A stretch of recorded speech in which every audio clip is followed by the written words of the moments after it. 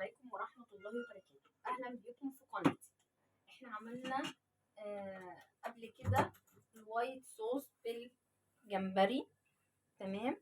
بصوا أنا هعمل طريقة دلوقتي سهلة، برضو مكرونة بس بالفراخ. حطيت معلقة كبيرة من الزبدة زي ما انتوا شايفين، وطبعا سلقين المكرونة كالعادة، والمكرونة أي نوع انتوا عايزين. الزبدة تسخن عندي، انا جايبه فراخ كده مقطعاها شرايح كده صغيره، وهنزل بيها على الزبده، اديها تشويحه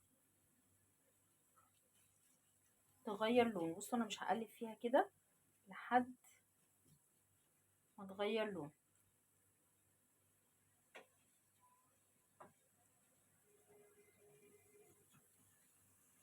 بصوا يا جماعه، الفراخ بتاعتي اخدت اللون اللي انا عايزاه اهو.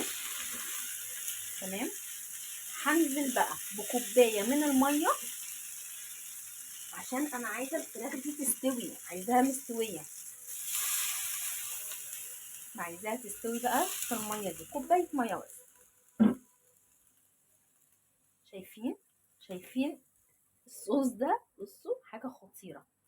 هسيبها بقى تغلي ونوطي عليها لحد ما الاقيها استوت كده، تبقى هي جاهزه عندي. نسيت اقول لكم ان الفراخ اللي انا حطيتها دي يا جماعه متبله، مش عشان كده انا ما حطيتش عليها بهارات. تمام. متبله بايه؟ او لو مش متبله عندك وهتتبليها بايه؟ بصل بودر، توم بودر، بابريكا، حبه بهارات صغيرين، ملح، فلفل اسمر. تمام. وممكن رشه من الكركم. انا بحب البهارات دي بتاعتي في كل التتبيلات. تمام. برضو انا بجيب الفراخ او بجيب زي ما قلنا قبل كده الجمبري، بتبل وبشيل في الفريزر متبل. طبعا بيطلع بياخد، يعني مش قادره اقول لكم، بتبقى حاجه جاهزه كده وبسرعه بسرعه، وبتتشرب من التتبيله والطعم، فبتبقى خطيره جدا. بصوا احنا مع بعض اهي بدات تغلي. تمام. اول ما تغلي كده انا هوطي عليها النار واسيبها لحد ما تستوي تماما. بقى دلوقتي كده انا الفراخ تعتبر استوت معايا. تمام. وفيها حبة صوص اهو. هعمل ايه بقى؟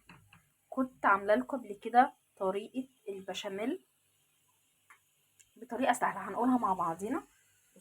انا عندي ده باقي عندي كده بتاع الوايت صوص. كنت عاملاه ازاي؟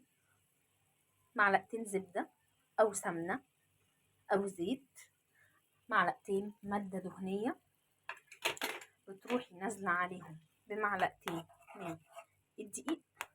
تمام. وتقلب تقلب لحد ما الدقيق يختفي، وبعد كده انزل عليهم باللبن.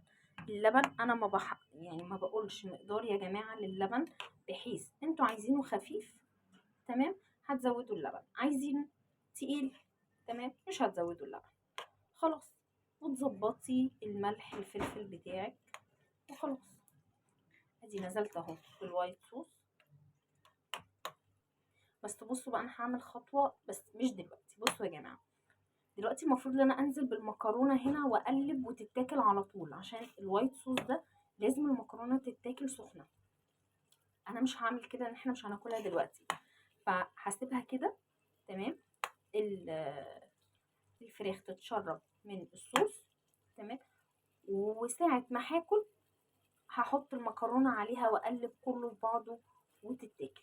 فهمتوا؟ فانا مش هعمل الخطوه دي دلوقتي.